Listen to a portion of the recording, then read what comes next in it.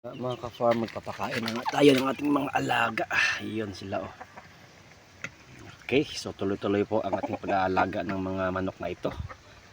Okay, itong RIR natin, Rhode Island Red. Yun oh, nandun pa sa likod yung iba. Ayan, tinalian ko yung isang tandang mga ka-farm kasi medyo matapang siya. Okay, kaya hindi ito talo itong dalawang tandang natin, kaya ang ginawa ko, tinalian ko muna sila. Okay, so yun, tapos na silang kumain. So ito yung pagkain nila. Okay, so yun, ipahan na sila, no? Okay, so pagkain nga natin ng ka-farm, Integra, ano ito ay Galimax pala, hindi Integra kasi tapos na ito. Galimax ito. Okay, so yun, napakalaki yan nila mga ka-farm. Yan, napakalaki na tandang na yan. Okay, so meron tayong isang tawag ito, isang inahin dyan. Okay, ano yan, crossbreed yan sa Basilan. Napakalakas na kumain mga ka-farm. Update ko nga pala sa inyong ka-farm, itong inom natin, itong tubig natin, pure tubig yan, walang halo yung vitamins yan o ano pa man dyan na halo ko. So walang halo yan mga ka-farm, pure talaga tubig yan, galing sa balon, kaya walang gastos to.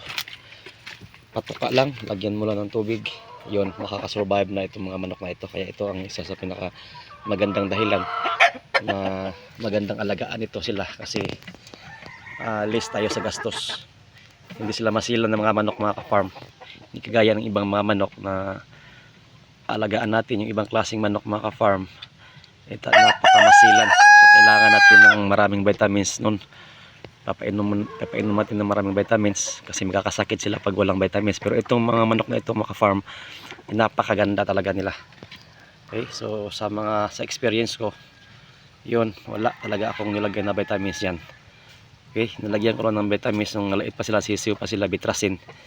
Yun lang. Pero yung na 2 buwan na sila, hanggang 3 buwan, hanggang ngayon mga farm ay wala na. Hindi ko na nilagyan ng vitamins at palaban naman sila. Okay, so napaka ganda alagaan, napaka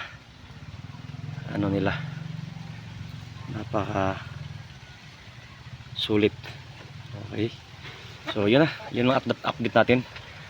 Okay, so pwede na natin katayin yan. Sarap pa naman ng laman nito mga ka-farm. Okay, so update lang, patuka natin, hindi na ubos nila, walang sawa. 2 base lang mga ka-farm isang araw, umaga't hapon lang. Yun lang ang pakain ko sa kanila, ang daily rotation ng pakain ko, umaga't hapon lang mga ka-farm. Kaya okay, so yun lang muna, nag-aagawan sila.